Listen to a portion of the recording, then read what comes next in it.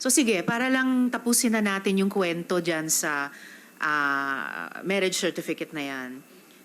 At ito po yung malala, Mayor. Nung pina-check ko po, wala pong record ng kasal sina Angelito Guo at Amelia Leal. Okay? So yan ang sinasabi po ng PSA certification natin.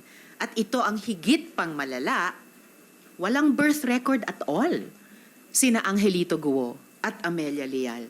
So, maitatanong talaga, hindi po kaya Angelito Guo and Amelia Leal Guo don't even exist. Ha? Itong dalawang taong ito, na according to the documentary evidence have 3 children, but according to you, Mayor, have only 1 child, apparently don't even exist.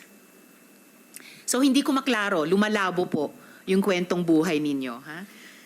Next question, ang tatay niyo po ba ay Chinese, Filipino, o Filipino-Chinese? Final answer please ha, dahil itong lahat na tatlong sagot ay nasabi nyo na sa iba't ibang pagkakataon.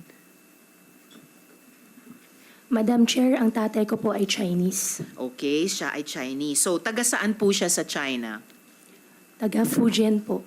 Fujian. So, tama yung lumalabas sa social media na taga Fujian sila. Okay? So, ayan, mga social media posts. At babalikan ko yung Fujian mamaya, okay? Kung siya ay Chinese, yung tatay nyo, bakit kaya ang sabi sa birth certificate mo na ang tatay mong si Angelito Guo ay Filipino? Bakit ganun? Your Honor, yung Angelito po, yan po yung Filipino name po ng tatay ko. Pero yung citizenship po yung tinatanong ko, Mayor. I had this check po eh. And the Chinese national cannot have 2 citizenships. Yes. Wala po silang dual citizenship. Why would you say he's a Chinese national with a Chinese passport? Pero ang nakalagay sa birth certificate mo ay Pilipino siya.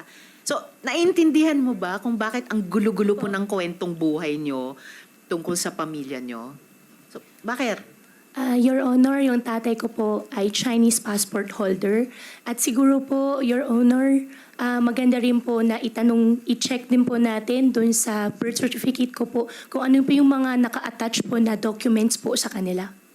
Walang problema sa pag-check sa attachments at itatanong din po namin yan mamaya. Pero ang tinatanong ko po, bakit siya ay Chinese national with a Chinese passport at dahil wala silang dual citizenship, hindi siya pwedeng simultaneously Filipino citizen.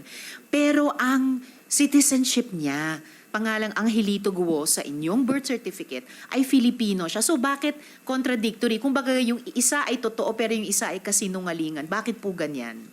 Your Honor, ayaw ko po magsinungaling. Ang tatay ko po ay Chinese at hindi po ako yung nag-prepare po ng birth certificate ko po.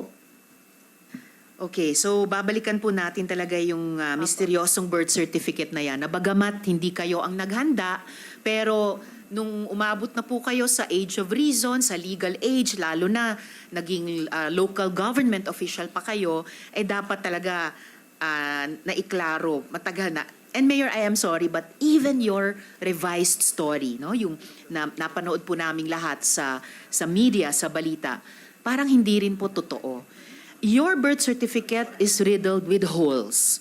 And if your birth certificate is the basis of your citizenship, so pati po yung citizenship nyo ay riddled with holes. Kung Chinese ang tatay ninyo, based on your own self-declaration, well, sa ilalim ng 1973 Constitution, na yan ang umiiral na konstitusyon nung taon ng inyong pagkapanganak, 1986, kailangan Pinoy si nanay nyo para maging Pilipino rin kayo. Pero itong Amelia Leal, whoever she is, kasambahay ba o nanay ninyong tatlo, is a person with no birth record. So, how can you derive citizenship from a woman whose very existence is questionable?